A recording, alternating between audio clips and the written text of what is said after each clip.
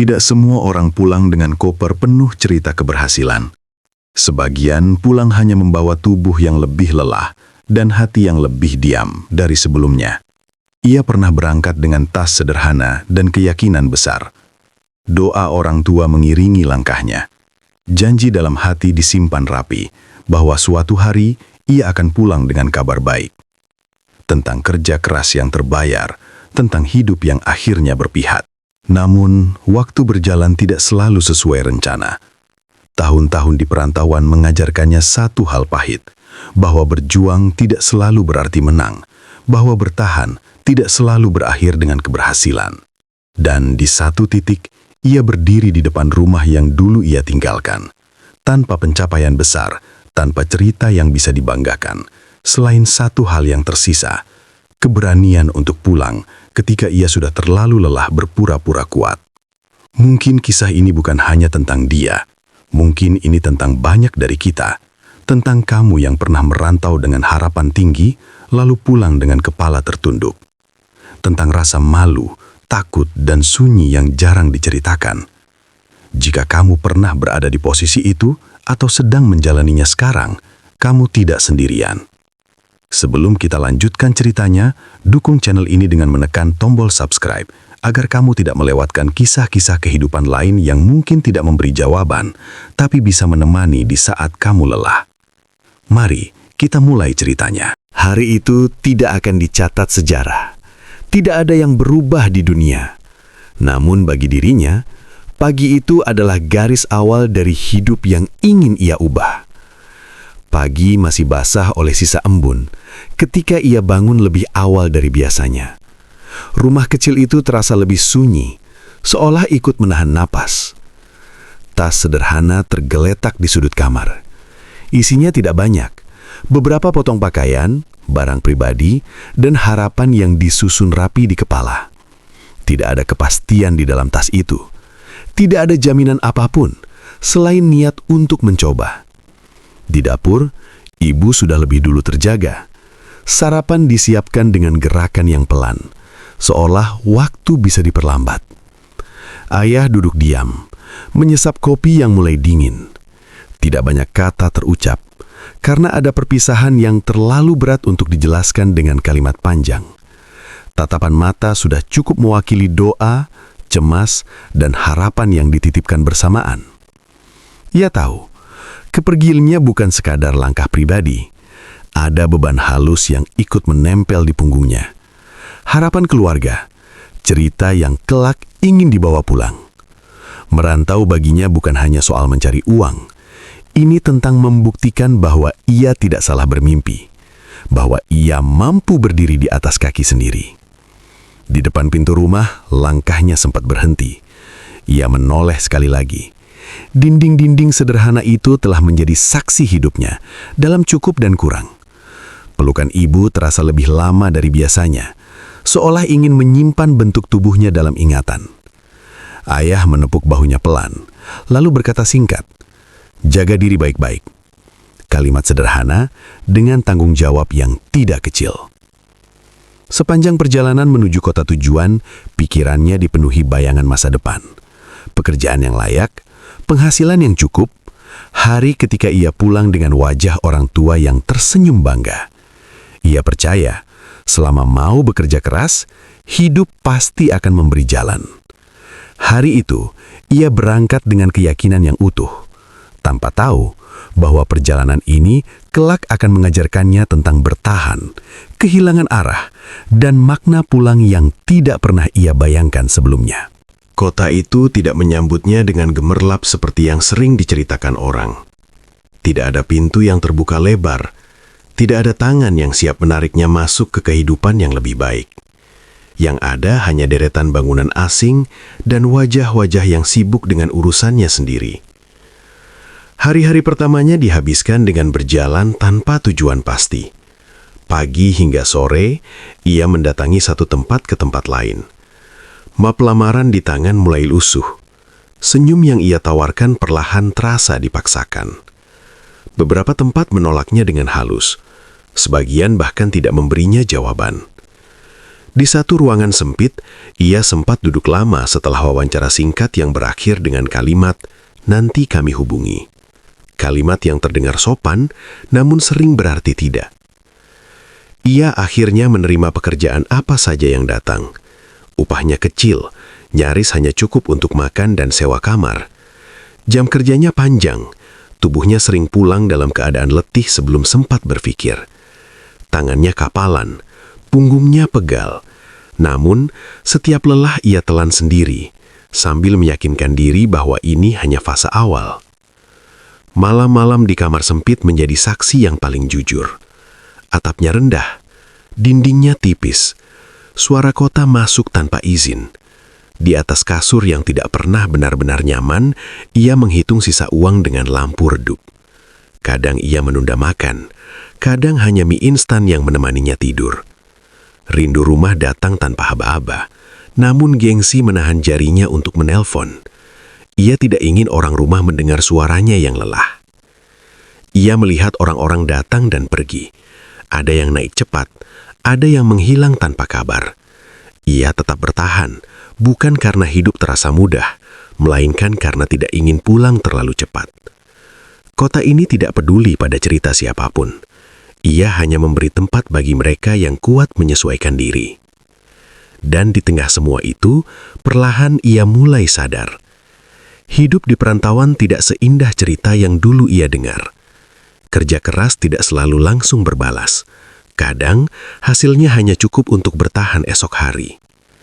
Namun ia terus berjalan, dengan keyakinan yang mulai menipis, berharap suatu hari semua lelah ini akan menemukan artinya. Tidak semua luka terlihat dari luar. Sebagian justru tinggal rapi di balik rutinitas yang terus dipaksakan berjalan. Hari-hari mulai kehilangan nama. Pagi, siang, malam terasa sama. Ia bangun dengan tubuh yang belum pulih, bekerja tanpa kepastian, lalu pulang membawa pertanyaan yang semakin sulit dijawab. Pekerjaan yang dulu ia anggap pijakan perlahan runtuh. Kontrak tak diperpanjang tanpa banyak penjelasan. Usaha sampingan yang ia harapkan bisa menutup kekurangan berhenti sebelum sempat bernafas. Tabungan yang ia kumpulkan sedikit demi sedikit habis tanpa pamit. Suatu malam ia duduk di tepi kasur, menghitung sisa uangnya. 2 lembar lusuh dan beberapa koin. Ia terdiam lama, tidak marah, tidak menangis, hanya kosong. Ada hari ketika perutnya perih, bukan karena sakit, tapi karena ia memilih menunda makan. Ada malam ketika kepalanya pusing, namun ia memaksakan tidur agar esok masih punya tenaga. Di kamar mandi umum, ia sempat bersandar lama di dinding dingin. Nafasnya berat. Dadanya sesak, bukan karena tubuhnya menyerah, tetapi karena pikirannya terlalu penuh. Di titik itu pertanyaan datang tanpa ampun. Apakah keputusan merantau ini salah? Apakah mimpinya terlalu tinggi untuk ukuran hidupnya? Atau mungkin ia hanya terlalu keras pada diri sendiri? Pulang terlintas di kepala, lalu segera ditolak oleh rasa malu. Bertahan terasa menyakitkan, tapi menyerah terasa lebih menakutkan. Ia masih bangun setiap pagi, masih berjalan, masih mencoba. Namun kali ini bukan karena yakin akan berhasil, ia hanya belum tahu harus kemana lagi. Ada perbedaan tipis antara bertahan dan terjebak, dan ia mulai takut berada di sisi yang salah. Di titik terendah itu, satu hal akhirnya ia sadari. Tidak semua orang yang berjuang akan sampai sesuai rencana. Dan kadang bertahan terlalu lama justru membuat seseorang perlahan kehilangan dirinya sendiri. Keputusan untuk pulang tidak pernah datang tiba-tiba. Ia tidak muncul sebagai keberanian besar, melainkan sebagai kelelahan yang sudah terlalu lama disimpan. Sedikit demi sedikit, harapan terkikis, hingga yang tersisa hanya pertanyaan sederhana. Sampai kapan?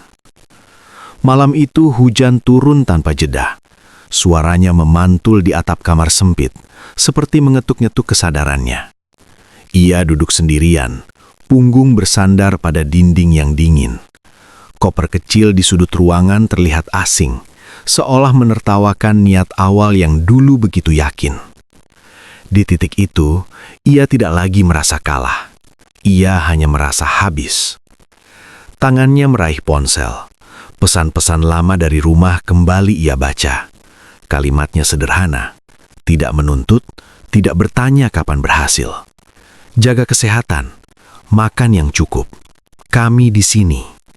Kalimat-kalimat yang dulu ia anggap biasa, kini terasa seperti tempat bersandar. Dadanya menghangat, lalu sesak.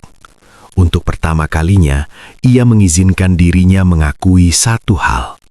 Ia lelah. Bertahan di kota ini tidak lagi terasa seperti perjuangan. Lebih mirip menunda luka. Setiap hari hanya berisi upaya agar tidak jatuh lebih dalam. Ia menghitung ulang semuanya. Sisa uang, barang yang bisa dibawa, pilihan yang tersisa. Dan di antara hitungan itu, ia sadar tidak ada lagi yang benar-benar ia kejar. Pulang terasa pahit, karena pulang tanpa hasil sering disebut kegagalan. Namun bertahan tanpa arah juga bukan kemenangan. Ia memilih jujur pada dirinya sendiri, bukan karena tidak kuat, tetapi karena ingin selamat. Tiket dibeli tanpa banyak pikir. Keputusan itu sunyi, tidak diumumkan, tidak dibagikan. Ia tidak ingin penjelasan, tidak ingin drama. Ia hanya ingin pulang. Di perjalanan perasaan bercampur menjadi satu. Malu, takut, lega, semua bertabrakan di dada. Ia tidak tahu apa yang menunggunya di rumah. Namun satu hal ia yakini, berhenti bukan selalu berarti kalah. Kadang, itu adalah cara paling jujur untuk menyelamatkan diri. Dan sejak malam hujan itu, langkah pulangnya tidak lagi bisa ditunda. Langkahnya melambat saat rumah itu akhirnya terlihat. Tidak banyak berubah. Cat dindingnya sedikit pudar, pagar besinya berdecit pelan saat disentuh. Tempat yang dulu ia tinggalkan dengan janji besar, kini menyambutnya kembali tanpa tuntutan apapun. Namun justru itu yang membuat dadanya terasa berat. Pintu terbuka sebelum ia sempat mengetuk lama. Wajah yang begitu ia kenal berdiri di hadapannya. Tidak ada pertanyaan tentang hasil. Tidak ada kalimat, "Sudah sejauh apa kamu di sana?" Hanya pelukan yang datang lebih dulu. Hangat, diam. Air mata jatuh tanpa perlu dijelaskan. Di dalam pelukan itu, ia merasa kecil, lelah, dan jujur untuk pertama kalinya setelah sekian lama. Ia menunduk, merasa gagal, merasa pulang dengan tangan kosong. Tidak membawa apa-apa selain tubuh yang lebih kurus dan hati yang penuh retakan. Namun rumah tidak pernah menagih cerita keberhasilan. Rumah hanya membuka ruang untuk beristirahat. Hari-hari berikutnya berjalan pelan. Ia membantu sebisanya, membersihkan halaman, mengantar orang tua, mengambil pekerjaan kecil yang tidak pernah ia bayangkan sebelumnya. Tatapan tetangga tidak selalu ramah. Ada yang bertanya dengan nada penasaran. Ada yang menyimpan penilaian dalam diam. Ia belajar menerima semua itu tanpa perlu membela diri. Di rumah ini, ia kembali belajar makan dengan tenang, tidur tanpa rasa was-was, mendengar suara pagi tanpa terburu-buru. Tidak ada sorak-sorai, tidak ada pengakuan. Namun ada sesuatu yang perlahan kembali. Rasa utuh yang lama hilang. Ia mulai mengerti bahwa nilai dirinya tidak diukur dari seberapa jauh ia pergi atau seberapa besar yang ia bawa pulang. Pulang tanpa apa-apa ternyata bukan akhir. Ia justru menemukan ruang untuk berdamai dengan pilihan-pilihan lama, untuk memaafkan diri sendiri, untuk memulai lagi, tanpa topeng. Di rumah itu, ia membangun ulang hidupnya. Lebih sederhana, lebih jujur, dan kali ini dengan langkah yang benar-benar ia pahami arahnya. Tidak semua perjalanan berakhir dengan sorak-sorai. Ada perjalanan yang selesai dalam diam, tanpa tepuk tangan, tanpa pengakuan. Namun bukan berarti ia sia-sia. Kadang, hidup tidak meminta kita menang besar. Ia hanya ingin kita cukup jujur untuk berhenti ketika lelah, dan cukup berani untuk memilih diri sendiri. Pulang tanpa apa-apa sering disebut kegagalan. Padahal, tidak semua yang kembali adalah orang yang kalah. Ada yang pulang karena sadar bahwa bertahan terus-menerus juga bisa melukai. Ada yang pulang karena ingin menyelamatkan sisa dirinya sebelum benar-benar hilang di jalan yang salah. Merantau bukan soal seberapa jauh kaki melangkah atau seberapa tinggi mimpi di bawah. Ia tentang seberapa dalam kita mengenal batas diri. Tentang kapan harus maju dan kapan harus berhenti tanpa merasa rendah. Karena hidup bukan perlombaan siapa yang paling cepat berhasil, melainkan perjalanan panjang untuk tetap utuh sebagai manusia. Jika kamu sedang berada di titik lelah itu, jika kamu merasa tertinggal, atau pulang dengan perasaan kosong, ingat satu hal. Kamu tidak sendirian. Dan pulang bukan tanda menyerah.